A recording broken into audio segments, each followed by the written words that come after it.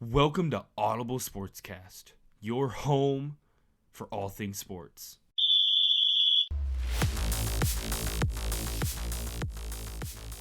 Welcome back to another episode, ladies and gentlemen. We have Cody and Jeff here today. How's it going, Cody? What's going on? Not too bad.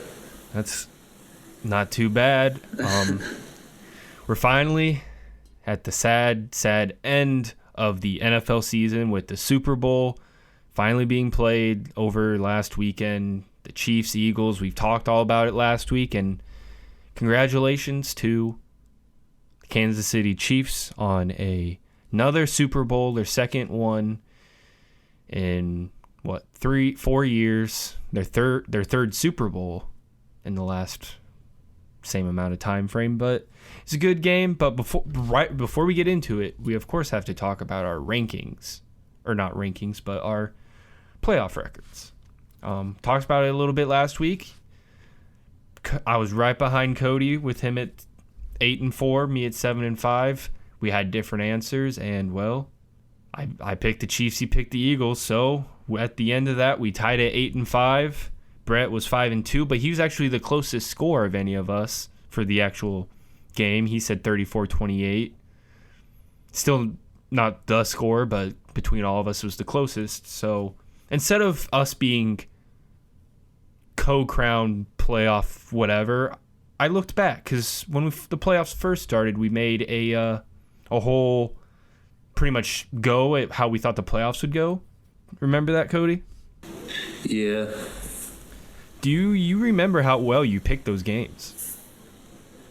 You're talking the whole playoffs? Yeah, back before the wild card, we ran through how we thought the whole playoffs was going to go. Oh, yeah. I just missed I got the Jags right. I think it was after... Did I get the whole wild card right? You missed one game in the wild card. You missed one game in the divisional. You said the Bills are going to beat the Bengals. Yeah. Everything else, right. You got the Super Bowl right. You got the Super Bowl winner right. Those are the only two things you... Actually, I take that back. You got the Jaguars. You missed the Bucks. Yeah. You thought the Cowboys were going to lose, but they didn't. So when you look at our original playoff predictions, you missed only two games, got the Super Bowl right, got the Super Bowl winner. So yeah, without a doubt, Chiefs. You did. So instead of tying us for a crown, you by far were the better predictor of the playoffs this year. So kudos to you, Cody. Thank you. Do you win a prize? No. No one wins prizes yet. Maybe next year. But hey, that was the playoffs. It was a fun playoffs. I mean, when you look at the playoffs this year compared to last year, a lot more kind of blowouts. But it was still fun. And Super Bowl, my oh my, it was what I would say one of the best Super Bowls I've seen in my lifetime. I don't know about you. Yeah, I liked it up until the last few minutes of the fourth quarter. Yeah, and I think that's definitely something we have to talk about. Obviously, can tell what you and many other people don't like about it was the defensive holding call on third down that James Bradbury did onto Juju Smith-Schuster. And without a doubt, I will say it was easily a ticky-tack play, especially a play call when you look at the holding. Was it a holding? Yes, but that doesn't matter when you think of the fact that they weren't calling that, or really almost anything the entire game. They were kind of keeping the flags to themselves for the most part. And it was like a slight tug. It was. I mean, it was a hold. Yeah. But But it's the fact they didn't call that any time in the game when there was ones worse on the same people. Yeah. And while did it, who knows what could have happened, but it stopped the game, a really good game from potentially being even better because, one, we missed out on there was a minute 40 on the light side left in the game with the Eagles having still a timeout left. You're telling me they don't have a chance to at least go down, kick a field goal? We got overtime in Super Bowl, which hasn't happened since the Patriots came back against the Falcons in 2017. So they could have went down the field and scored a touchdown. I mean, Jalen Hurts was having that kind of game, so it definitely could have impacted. Obviously, we don't know because there's a good chance. Alternative. Wasn't it third down? Yeah, it was a third down play. Yeah. They would have had to kick a field goal. Probably would have made the field goal, but of course, Butker did miss a kick earlier in the game, so nothing is guaranteed. But still, they would have had a good amount more time. Oh yeah, there was. I think assuming the kick took a couple seconds, it was around a minute 41 timeout. That's plenty of time to go down the field. So, like I said, it could have made a great game, an amazing game, just because of that little ticky-tack ref play. Refs, it's not consistent. They let them play. Yeah, let them play, but they let them play through penalties at the wrong times and call them when they want to at the wrong times. So there's no consistency, and it's not going to get better because the commissioner himself doesn't think there's a problem, so it's going to be what it is, I guess. And I mean, that's kind of I feel like he kind of has to say that because he's like, oh, the refs suck. Then I feel like that could be, a few years ago he said that. Never mind. Remember when they were really, really bad? I don't remember what during like when the replacement ref situation years ago. Yeah. Oh, I mean he kind of had to say that because they wanted the refs to come back, but I mean, and that comes down to a situation: what can the NFL do to fix this problem that has been, I would say, this year entirely has been probably one of the worst reffing years I've seen. Like almost every single week, there's been at least one major, if not a bunch of them. And in the playoffs, it didn't get any better. We were hoping it wouldn't. I mean, in many cases, some of these games kind of were decided by the refs. I mean, obviously, I'm not talking about the Chiefs-Bengals. That was an obvious late hit. But it's the other things during the game that made it worse, or just it doesn't seem like we have had a clean game in the playoffs, or the games that were really close where there needed to be super clean games, they weren't clean, or just in the regular season. I mean, we ended the regular season, Seahawks Rams with a game that potentially might be investigated, arguably. So it's like, what can the NFL or what can anyone do to try to fix these refs? Yeah, Seahawks game was pretty bad. It was. That's the game that sealed them to get in. And what team? Well, it didn't seal them because the Lions still needed to beat the Packers, but it gave them the chance. But I know what you're saying. Well, yeah, but Lions won, so the Lions could have got in. They could have. Or if the Seahawks lost, yeah. Yeah, that's what I'm saying. But, I mean, when trying to think of things that could fix this, and I don't this is something that might take years, if not ever, to fix. Currently, as the refs stand, they're part-timers. Like, they aren't, guaranteed these, maybe the money they should be arguably be getting to be a full-time ref in the NFL. Like, make it a full-time job where the refs are getting what they maybe deserve for being on this stand and for having, in many cases, like, they are deciding these games, and you don't want situations where people think it's scripted or rigged or any negative manner of the game. Like, I don't get why the NFL doesn't make them full-time, so that way the good refs are staying and not joining, some of these broadcasting like CBS or Fox, because that's a lot of time where the good refs that know what they're doing go, because why sit, and or stand ref these games when you can be making more just sitting watching games and, get some TV spotlight too. So that's something they could do, but will it fix it? I don't know. But the NFL obviously needs to do something, and as far as I'm aware, from everyone who talks about this, that's really the only answer. Other than just getting completely new people. It's not easy, so it takes a lot of training. And especially at the NFL level, so. Oh yeah, definitely. But we're talking about, I mean, over 100 million people watch the Super Bowl. You would think at that biggest, and this is, I mean, keep in mind too, this is an American sport. Like that's just 100. I mean, there are other people, around the nation that are watching, but it's primarily watched by people in America. So that's 100 million people potentially just in the U.S. watching this.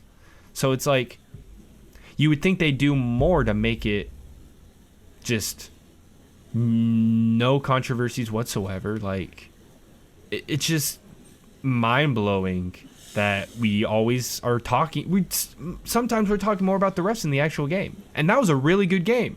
Like I said, it was one of the better Super Bowls I've watched, and we're sitting here talking about how the refs were. Like, this should be not a thing for a Super Bowl to be talking about, and it's just ridiculous. And I feel like it's going to get worse before it gets better. Yeah, I don't see it getting better anytime soon, so. It's ridiculous. Like, it's only going to drive people out.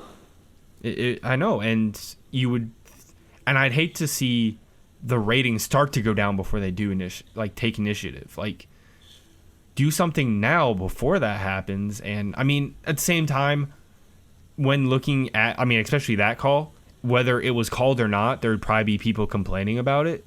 And there's a lot of calls like that. So, I mean, sometimes there's nothing you can do.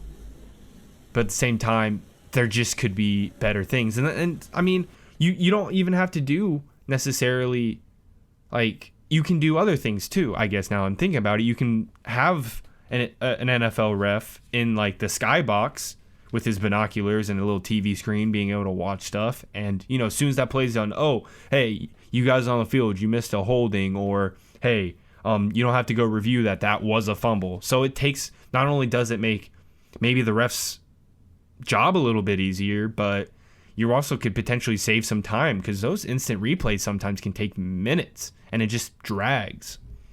Yeah. This isn't really the reffing, but overall, I think they need to review the defensive penalties, because I don't think they're fair at all. No, definitely not. I mean, we are in a spot right now in the NFL where it's an offensive-driven league. Like, obviously, the penalties are there because they want more scoring, because the scoring produces more offense, and people see offense as the fun, exciting football. So I doubt people that don't know football, so they can be entertained too. Yep. So I doubt that gets changed, if any. Won't. I mean, I'm just saying. And they're potentially gonna maybe ban hip drop tackles. So it's like another layer added to it. And obviously, it's all about the health and safety, but it's football. They'll make it like impossible to tackle. And sometimes it already is. Like, yeah. I remember years ago when they changed up the face mask thing, and I'm like, oh, so like if a running back tries to face mask, a defender, they'll get flagged too. And I see it all the time, and either they got rid of it without me knowing, or they just never call it. It's like stuff like that. Like, they just don't care about the defense. Yeah, the runner will never get called for a face mask. Yeah, I mean, but I don't know, maybe they got rid of that rule, but still, it should. I don't know why they wouldn't. But, it's just, it's offensive driven. They don't want it turning into a situation like what baseball had several times, where they would change rules and games would become slower. I believe in like the 70s, they changed the batter's box, their strike zone. So like they made it really small, and we saw some of the greatest pitching, like, years of all time. It wasn't the 70s, I believe it was maybe the 70s, 80s. But like, the NFL doesn't want that to happen. So they're almost too conservative when it comes to the rules, to where they don't do anything to maybe fix some of these things. If anything, they do things to make it worse when you look at, higher offense. I mean, I don't know. I'm not a fancy lawyer person, so I don't know what they should do. But something obviously needs to be done, and nothing will be done, and that's unfortunate. Yeah, it's all about the offense. It is. It's a defender, like a corner, has to worry about going up for the ball because, or even touching him, they have to turn their head completely around. Like, I understand, but there's so many things they have to worry about. Oh, yeah, definitely. A little tug on the jersey that really doesn't interfere at all will get called. Yeah, I mean, and that's partially like Mahomes threw that ball, so it would have gotten called. Like, it's those little things that just give the offense such a better, foot in the door. That, like, and just about every defensive penalty is an automatic first down. I think I've talked to you about this. Like, why not make like a certain like holdings or a block in the back like an automatic third down? You know how much that could change stuff? Yeah. Like, it would be interesting. I should maybe talk to Roger Goodell about that. I might have something there. But let's stop talking about this ref stuff. Like, this was a really good game, and I think the game deserves to be talked about. Like, even though they didn't win, Jalen Hurts had himself a game. Over 300 yards passing, 3 rushing touchdowns. Like, he gets that chance, I mean, I guess this is still talking about the rest, but he gets that chance to drive down the field. He's setting himself up for life. Not only is he obviously Super Bowl MVP, but he's getting himself a $1 billion contract after a game like that and winning it. We kept saying it last week. We thought everybody was saying it. We knew it was going to be a high scoring game, but we didn't see it being that high scoring. I mean, the Eagles were the first team in NFL history to lose a Super Bowl, even though they scored 35 plus points. Like, that's never been done before. So it was crazy high scoring. I mean, 38-35. So that's 73 total points. That's crazy. Yeah, and the actual MVP of the game didn't win. Who do you think should have been MVP? Hurts. Oh, yeah. Well. Yeah. I mean, he had a hell of a game. I mean, did. If they would have won, he would have been MVP, no doubt. But oh, yeah. I mean, we haven't seen the loser of a team win the Super Bowl or win Super Bowl MVP since what's his name? Cowboys from like one of the first. I think it was Super Bowl 10. It might have been Super Bowl 9, Super Bowl 10. That was the last time we've seen a loser, and I think it was a co-MVP situation too. So it's like MVP is a winner award. It is. I mean, even regular season MVP. I mean, normally you don't see it as much in the NFL. A lot of times it is the person with the better stats, but that so happens to always be the person on one of the better teams. But in the NBA, it's normally seen a lot more as like regular season wins plus, stats. Because there's been a lot of, I mean, I don't know. Yeah, because like the offensive player award and then defensive player award. So. And then MVP is just a quarterback award now. Yeah. I mean, every once in a while, someone. Well, I think the last non-quarterback to win it was Adrian Peterson in 2012. Yeah. And even then, people are going back and forth on Peyton Manning should have won it that year. But, I mean, he had 2,000 yards rushing, got, what was it, 7 yards shy of the record? Didn't Derrick Henry win that or beat that 2 years ago and didn't win it? I don't think he got to Peterson's marker, but he hit the 2,000 mark. He was pretty much the king Henry, but the king of that offense. He was, like, I think he had, like, 4 straight 200-yard rushing games or something like that. But he was I believe he at least won Offensive Player of the Year that year, but that, I believe, was the year Aaron Rodgers was, like, 45 touchdowns, like 2 interceptions, like only lost like 2 games. Yeah. I don't remember. Those are kind of maybe stats on top of my head, but probably all of those are completely wrong. He maybe only threw for like 2 touchdowns. I'm just kidding. Obviously he didn't. But yeah, I mean, it's a quarterback award. You have to pretty much break records. I mean, even last year with Cooper Kupp, he was the triple crown, and with leading the league in receiving yards, touchdowns, and catches, and he still didn't win it. And he broke the. I didn't break the yard record, but I believe he broke the catches record. Yeah, it's so stupid. Yeah, but what does it take? I wish I knew. Obviously not smashing. It's a historic year. It's obviously not smashing records. I mean, he's a QB, yes, but. And it'll be interesting to see when's the next time we're going to see a. When's a defensive player going to win the award? Like, how many do they have to put up 50 sacks to win that? Like, no, they just put him on defensive player. I mean, there was award. A lot of J.J. Watt, I think, was the last person to get MVP votes. That was in, I want to say 2014. I think. I'm not sure. I mean, don't quote me on that, but I know there was a year people thought, oh, maybe he could, because he also had some offense, because he played a little bit of tight end that year. But we're getting off track here. I got a question for you, Cody. So obviously, Eagles, they didn't win. Hurts had an amazing game, but a couple days after the Super Bowl now, they lose their offensive coordinator to Indy, defensive coordinator at Arizona. Several players, potentially retire. They have several, Miles Sanders, James Bradbury, among several others are free agents. They do have 2 first overall picks, including the Saints, which is a very good pick. Well, maybe not as good as it was at one time, but it's still a pretty good pick. They didn't make the playoffs. Can they make it back? No, I don't think. Well, they're a playoff team still in my eyes, but they're not going to be back in the Super Bowl next year. Yeah, I agree. I think they're going to be playoff team, very good. Obviously, they have Dallas in the division, so that's going to be fun battles to see who wins that division. Eagles in Washington, who knows with them? Obviously, Washington.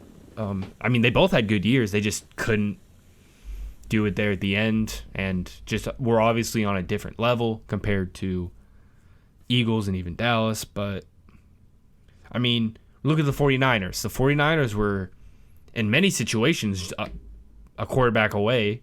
Obviously, Eagles blew them out, but they didn't really have a quarterback for 99% of that game.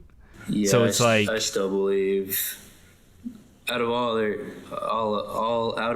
quarterbacks except for Dobbs, they would have won the game against the Eagles. Yeah, I mean, if they had a fully healthy quarterback, even if it was Jimmy.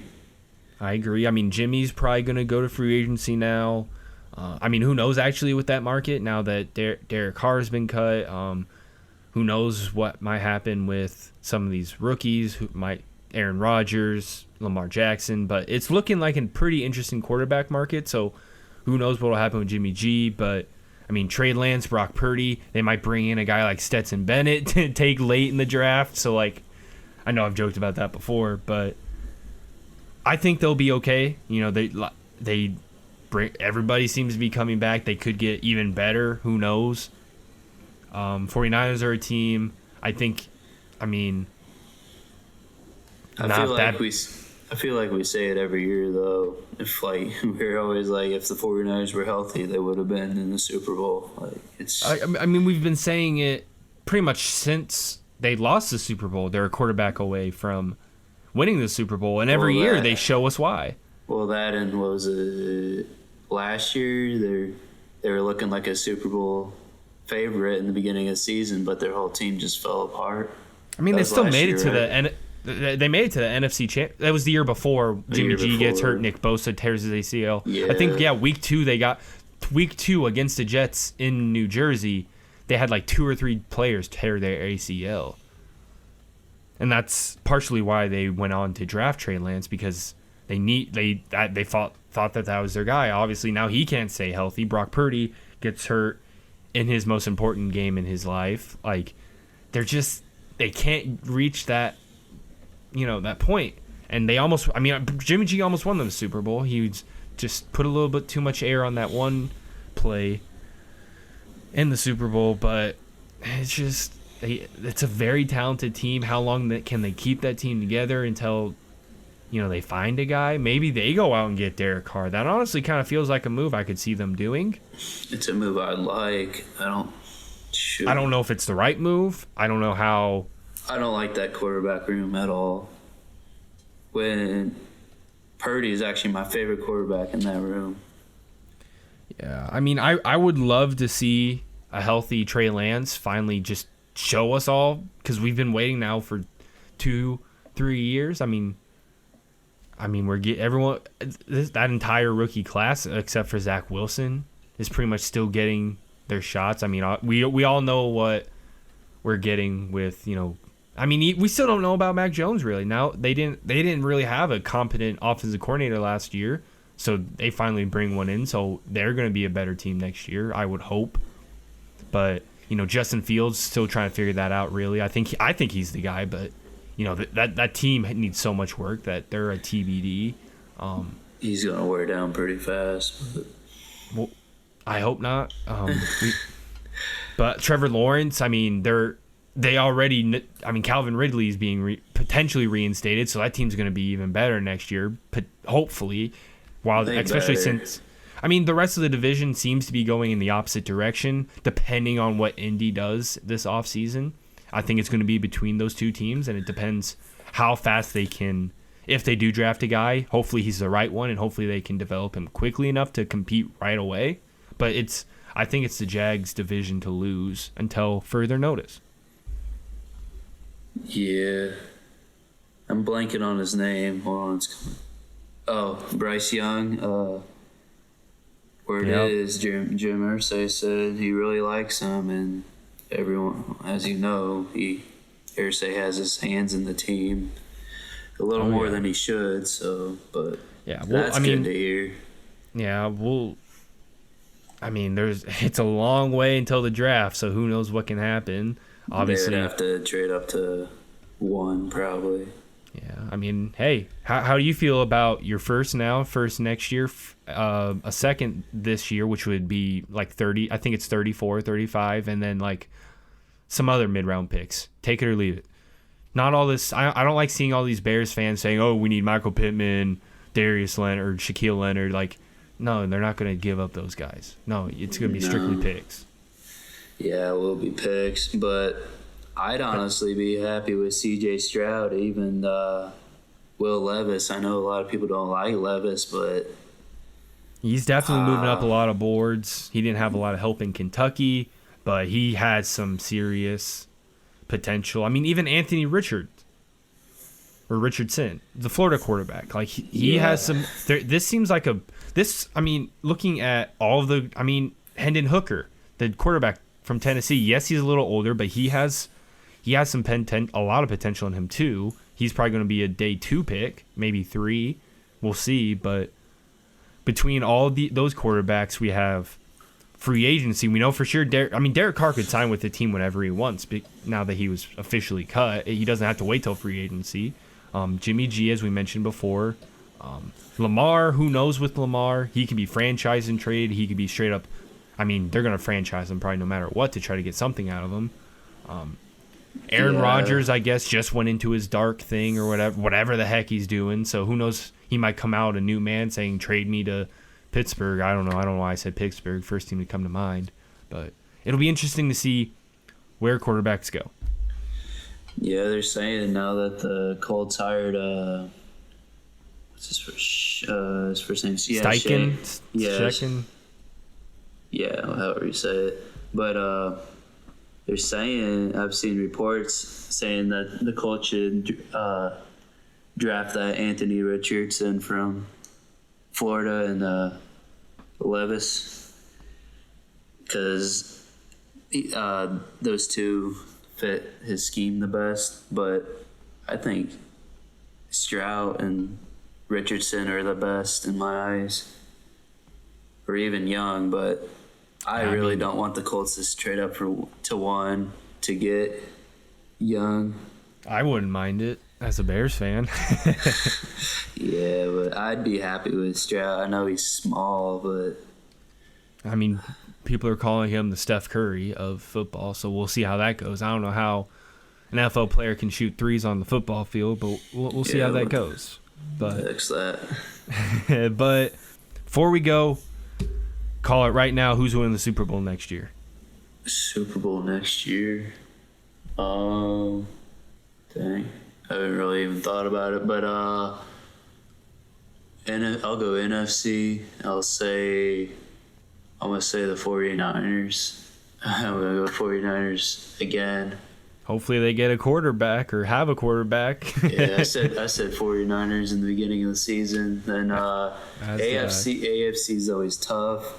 I burn myself every year going to the Bills. I don't think the Bills are going to make it for a while, even though everyone has them. Them or the Chiefs getting into the Super Bowl, and Bills always fall flat on their face. So I think I have the Chiefs again, Chiefs and 49ers. That'd be a good Super Bowl rematch. I got myself, this is tough. Give me the Bengals out of the AFC to win it. And then out of the NFC, dark horse, Lions. Bengals, Lions. I would like the Kitties. Fight of the Kitties. The two teams that were incompetent for the long. It'd be interesting. I mean, can Jared Goff lead them to a Super Bowl? We'll see. He had a pretty good year. I think he can. I don't think he's as incompetent as people make it out to be. I don't think he's a great quarterback, but I don't think he's obviously not an Aaron Rodgers or something, but he's a Jared Goff. He is. Obviously he's Jared Goff. He's a Jimmy Garoppolo.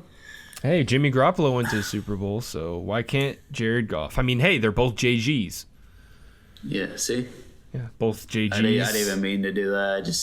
Both have a California aspect. Obviously, Jimmy G, quarterback for the 49ers for a while. Jared Goff went to Cal. That's the only connection I can find there other than the names. But, hey, who knows? They have 2 first-round picks. Obviously, the Rams pick, which is really good. Give Jameson Williams another year since he didn't really get to do anything until he pretty much was there. There late in the season. It'll be interesting. But, hey, that's all we have for you. Hopefully next week we'll be able to talk a little bit of these new head coaches and see how we think they will fare on their new teams. And before you know it, it's going to be free agency, the draft. Don't worry, we have a lot of offseason stuff to talk about. So just because the Super Bowl's over doesn't mean we're going away. So, hey, make sure you like, comment, and subscribe. Social media is always linked down below. And enjoy the other sports, I guess. Baseball's around the corner. Basketball's here for a little bit longer. I guess soccer, if you're into that thing. I think Euro leagues are playing right now. I honestly don't know. So, hey, if you figure it out, let me know. Let us know. But that's all we got for you. So have a good one, everybody. Next time. Thanks for listening to Audible Sportscast, your home for all things sports.